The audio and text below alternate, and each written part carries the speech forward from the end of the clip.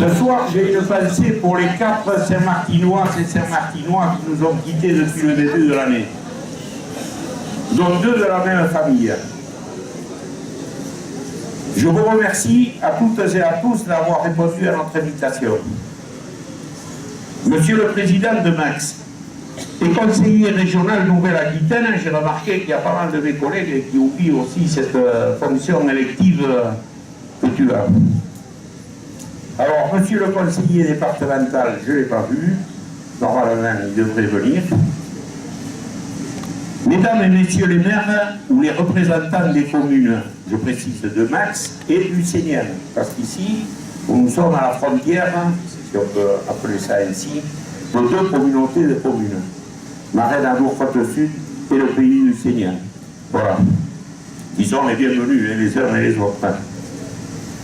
Monsieur le commandant de la communauté de brigade de gendarmerie nationale, monsieur le représentant des sapeurs-pompiers de Saint-Vincent-de-Tyrosse, madame la comptable du Trésor, elle est là, il a faut une, ouais. Monsieur l'abbé Renaud, je l'ai vu aussi. Voilà, il est là-bas. Il se libère difficilement, mais peut-être que le vendredi soir c'est plus facile. Il n'y a pas de messe ou comme ça, c'est plus le samedi. Voilà. Madame Ludivine Véder, qui est correspondante sud-ouest, je pense qu'elle devait venir. Elle va nous rejoindre certainement. Et je ne voudrais pas oublier l'équipe de TV Land qui est présente devant nous, qui est arrivée, je ne vais pas dire au complet, mais avec un effectif assez important ce soir. Mesdames et messieurs les présidents de l'association, mes chers amis, le repli sur soi est devenu la règle de vie dans beaucoup de nations et notre pays ne semble pas y échapper. Et pourtant, quel individu dans le monde n'a pas eu besoin dans sa vie d'une aide extérieure pour sa liberté, son développement humain, son indépendance, enfin, sa vie tout court. C'est le voisin, c'est l'étranger qui vient travailler, c'est le soldat qui vient vous délivrer, etc. Vous pourrez trouver des dizaines et des dizaines d'exemples ou des centaines. Sur notre planète, tout le monde a besoin de tout le monde. À Saint-Martin, nous sommes comme ailleurs. Nous avons besoin d'une population extérieure pour pérenniser nos écoles, nos petits commerces, nos services de proximité, groupe médical, pharmacie, nos artisans, notre paroisse. Nous ne pouvons pas vivre les uns sans les autres. Il en va de notre survie à tous. Je vous parlerai maintenant de la communauté de communes Marais d'Amour Côte-Sud, qui est toujours présente dans ses domaines de compétences. Sur la voirie, 1000 km. L'action sociale, 1200 bénéficiaires sur le territoire intercommunal avec le CIAS de l'aide à domicile. Le pôle culinaire, avec 1 150 000 repas préparés pour les scolaires et les personnes âgées à domicile. Le centre aquatique Aille-Bleu, plus de 5000 enfants du primaire qui ont appris à nager grâce à ce centre nautique. Ainsi que Pôle Sud pour apprendre la musique dans toutes ses formes. Bien sûr, cette liste n'est pas exhaustive. Il y a beaucoup d'autres réalisations qui ont été faites depuis que la communauté de communes existe, mais le président qui est derrière moi, il va nous en parler un petit peu plus, je pense, tout à l'heure. Monsieur le Président reviendra donc sur ces réalisations et peut-être les futures pour les années qui viennent. Enfin, pour nous, cette communauté de communes Max nous est indispensable au quotidien. Une multitude de réalisations qui ont vu le jour grâce à cette solidarité sans faille des communes qui composent Max, et ceci dans l'intérêt public. On nous a accusés d'avoir des projets pharaoniques. Avec pharaonique, de suite, on pense aux pyramides, on pense à l'Égypte ancienne, et on se dit quand même, si un centre aquatique, si un pôle culinaire, si un pôle musical, ce sont des projets pharaoniques, ça dépasse l'entendement. Donc ces projets pharaoniques dénoncés par une minorité d'individus, à mon avis, si on revenait dans l'Égypte ancienne, il serait très certainement à assembler des pierres plutôt qu'à élaborer les plans des pyramides, si vous voyez ce que je veux dire. Et chez nous, à Saint-Martin, sans transition, dans notre petit paradis, en 2016, nous avons continué l'entretien des bâtiments publics et ce n'est pas une mince affaire. Réhabiliter, et j'insiste sur cette intervention qui a été faite en 2 mois, 3 mois, avec l'aide plus que conséquente de la paroisse Saint-Benoît-de-Gosse, la salle Sainte-Bernadette. 39 000 € nous ont été alloués par la paroisse Saint-Benoît-de-Gosse. Des travaux d'isolation thermique, phonique, électrique, carrelage, plafond, peinture, chauffage, etc. Alors ce soir, je voudrais adresser un grand merci aux ingénieurs détachés du BTP. Alors je nomme l'abbé Jean-Paul Renaud, qui est présent, monsieur Patrice Darac, c'est mon collègue du conseil qui est absent, pour cause de bronchite ou je ne sais pas quoi, monsieur Navarre, architecte retraité, et ainsi que les artisans locaux. Et même s'il y a eu une révolution et une séparation de l'Église et de l'État, nous avons signé un bail amphithéotique avec la paroisse pour une mise à disposition de cette salle qui était dans un état pas très satisfaisant pour personne, ainsi que du presbytère qui était déjà occupé par les prêtres successifs qui sont venus à Saint-Martin. Je voudrais préciser pour les grincheux, il y a quand même un loyer mensuel prévu pour l'ensemble des biens, presbytère et salle. Je terminerai le chapitre de réalisation avec l'éclairage des 2 cours de tennis pour un coût de un peu plus de 60 000 €, dont 20 000 € à la charge de la commune.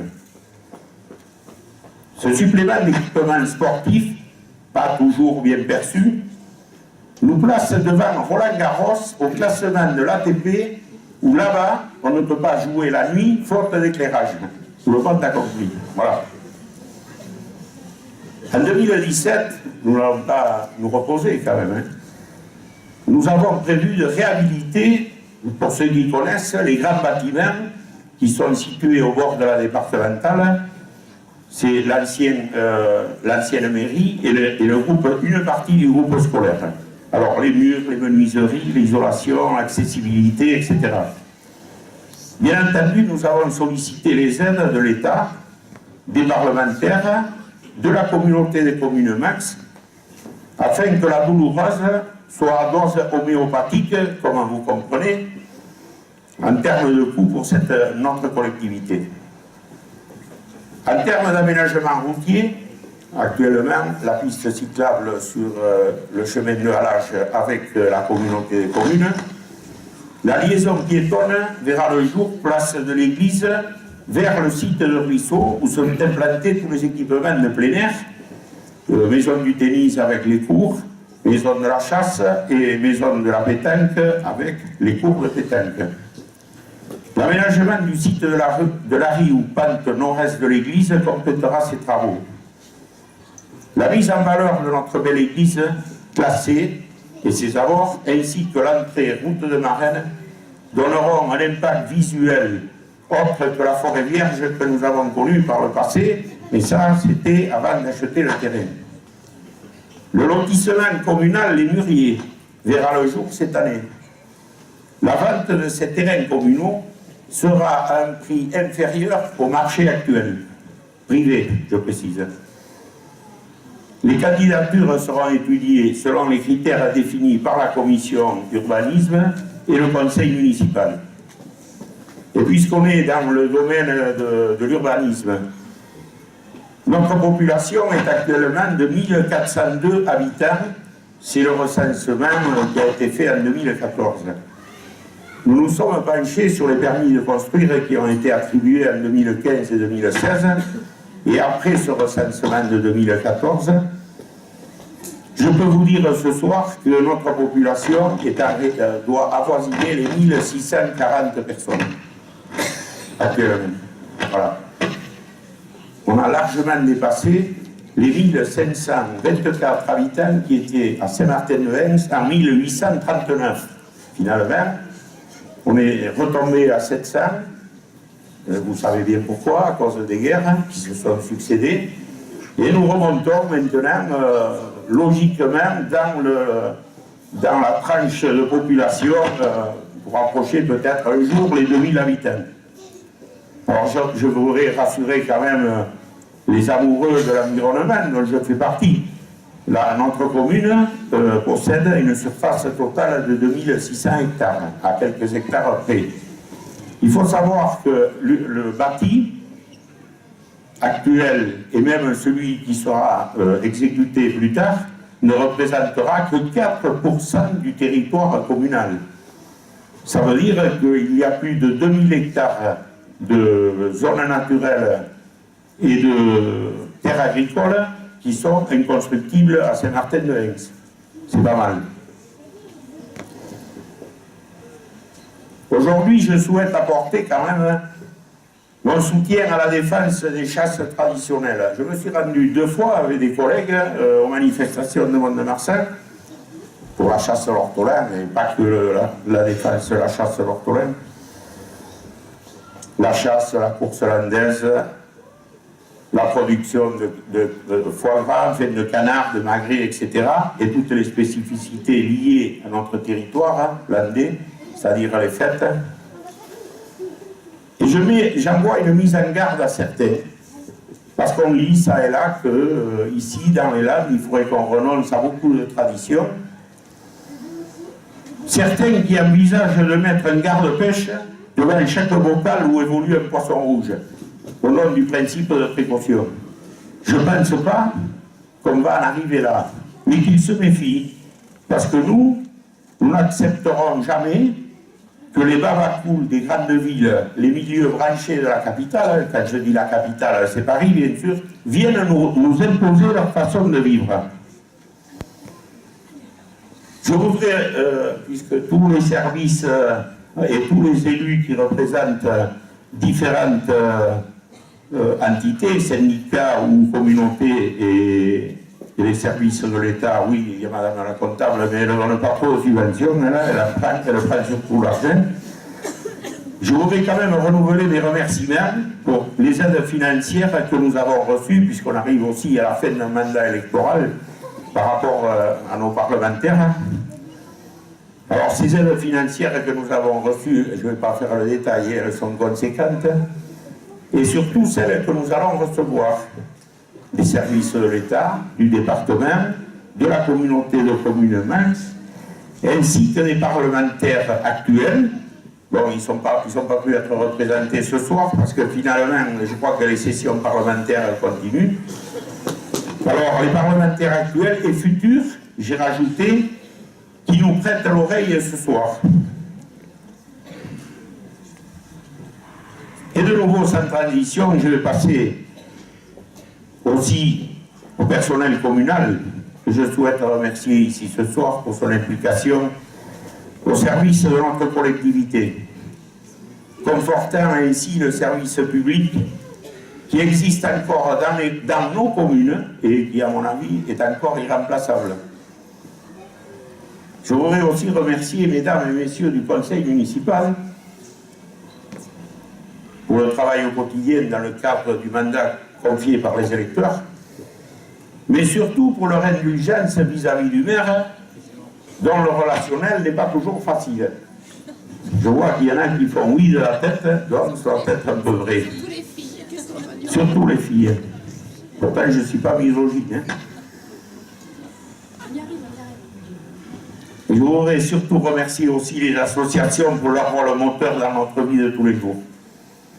Et chacune d'entre vous, pour votre participation, aussi minime soit-elle, dans le fonctionnement de cette collectivité, à titre de bénévole, et il y en a beaucoup qui nous aident.